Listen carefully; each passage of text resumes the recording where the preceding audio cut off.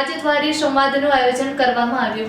Water એન્ડ સાર્કે Europe India centre for business and ઇન્ડસ્ટ્રીના સહયોગિતામાં અમદાવાદ ખાતે the Cyprus presidency of the council of the European union strengthening EU India strategic and economic partnerships વિષય પર ઉચ્ચસ્તરીય વ્યાપાર અને રાજદ્વારી સંવાદનું આયોજન કરવામાં આવ્યું. ગુજરાતની બિઝનેસ ઇકોસિસ્ટમને યુરોપ સાથેના ભારતના વધતા જોડાણ પર થઈ રહેલી મહત્વપૂર્ણ વાતચીતના કેન્દ્રમાં લાવી દીધી હતી.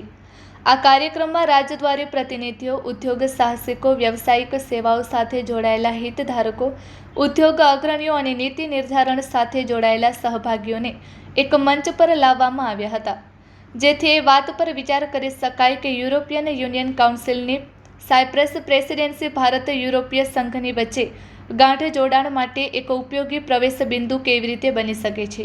આ ચર્ચામાં ગુજરાતનું મહત્વ ખૂબ જ વિશેષ છે. આ રાજ્ય લાંબા સમયથી નિકાસલક્ષી છે, એક મજબૂત ઉદ્યોગ સાહસિક સંસ્કૃતિ ધરાવે છે અને એક વ્યાપારી સમુદાય ધરાવે છે જે ઐતિહાસિક રીતે વૈશ્વિક બજારો સાથે સંકળાયેલો છે.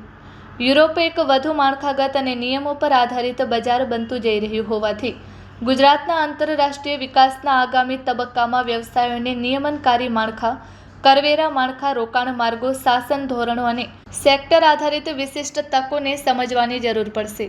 આ વાતચીતમાં એ વાત પર ભાર મૂકવામાં આવ્યો હતો કે યુરોપને ફક્ત નિકાસ માટેના સ્થળ તરીકે જ ન જોવું જોઈએ.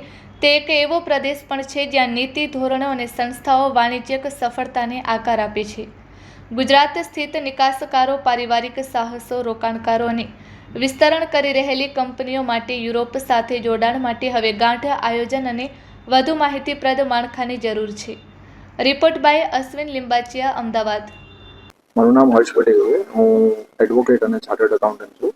ફાઉન્ડર અને global CEO of water and shark, એક ગ્લોબલ એડવાઇઝરી ફર્મ છે જે CA, લો અને ડિપ્લોમેટિક એડવાઇઝરી આ ત્રણેયને કમ્બાઇન કરીને ગ્લોબલ લેવલ પર ઇન્ડિયન એન્ટરપ્રિન્યોર્સ અને ગ્લોબલી જેટલા બી બિઝનેસમેન છે, મોર દેન 100 કન્ટ્રીઝના, અમે એમને ગ્લોબલી કેવી રીતે બિઝનેસ સેટઅપ કરવો, સ્ટ્રક્ચર કરવું, ટેક્સેશન ને કરંટ ફ્રેગમેન્ટેડ અને ચેલેન્જીસ વર્લ્ડમાં કેવી રીતે ફ્રીલી એક કન્ટ્રીથી બીજી કન્ટ્રીમાં પોતાની વેલ્થ અને મોબિલિટી ઇન્ડિવિજ્યુઅલને કેવી રીતે ફ્રીલી મૂવ થાય, પ્રોટેક્ટ થાય, રિઝર્વ થાય અને પ્રોસ્પરસ થાય. કારણ કે અમે માનીએ છીએ વસુધૈવ કુટુંબકમ. આ આપણા દેશનું અને વોટર એન્ડ શાર્કનું કાંઈ ફિલોસોફી નથી. વસુધૈવ કુટુંબકમ એટલે વર્લ્ડ એક ફેમિલી છે. તો આપણે બધા ગ્લોબલ સિટીઝન છે. તો દુનિયામાં ક્યાં પણ જઈએ તો કેવી રીતે આપણે આપણો બિઝનેસ, આપણી ફેમિલીને પ્રોટેક્ટ કરીએ, પ્રિઝર્વ કરીએ અને કેવી રીતે આગળ ગ્રોથ કરીએ એ જરૂરી છે. એના માટે અમારી ફર્મ એ એન્ટરપ્રિન્યોર્સને અક્રોસ વર્લ્ડ એડવાઇસ કરે છે. ઇમ્પોર્ટન્ટ ક્વેશ્ચન છે. જો બિઝનેસમાં ઓલવેઝ નંબર મેટર કરે, કારણ કે કમર્શિયલી સેન્સ બનતો હોય તો જ એક્સપાન્ડ કરાય. બટ આજે એક માઇન્ડસેટ બહુ મોટો કી રોલ પ્લે કરે છે. કારણ કે આજે ઇન્ડિયન ચાર્ટર્ડ એકાઉન્ટન્ટ મુંબઈથી જે 100 ફૂટની સ્ક્વેર ફીટમાં રેન્ટ ઓફિસ ચાલુ કરીને આજે 20 કન્ટ્રીમાં અમારી કંપનીઝ છે, તો એ તમને પૈસા ને સ્ટ્રેટેજી પછી આવે, પહેલાં તમારું માઇન્ડસેટ આવે. કેમ ઇમ્પોર્ટન્ટ છે? કારણ કે તમારું ઇરરિસ્પેક્ટિવ તમારું ટર્નઓવર હોય, બિઝનેસ હોય, અગર તમારા માઇન્ડમાં તમને ત્યાં ફોરેન કન્ટ્રીમાં, યુરોપમાં પોતાની કંપની ખોલવી છે, સેકન્ડરી ચેલેન્જીસ પછી આવે. 5,000 યુરોથી લઈને 2 લાખ યુરો સુધીનો રોકાણ થાય.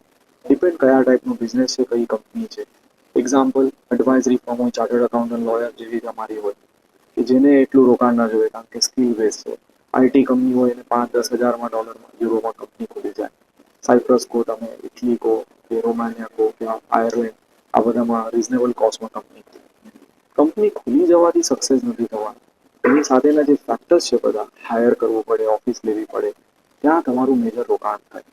એટલે હું હંમેશા એમ કહું કે તમે એક કન્ટ્રીમાં કે રિજનમાં, સાયપ્રસ યા તો યુરોપમાં એન્ટ્રી મારો પોતાની નાની કંપનીથી, ત્યાં તમે માર્કેટ સ્ટ્રેટેજી, માર્કેટ રિસર્ચ કરો, ત્યાંથી તમે કોલાબરેટ કરો અને ત્યાંથી તમે એક લેવલ પર આખા યુરોપિયન યુનિયનમાં પોતાનો બિઝનેસ સ્ટેબલ કરી શકો અને ગ્રો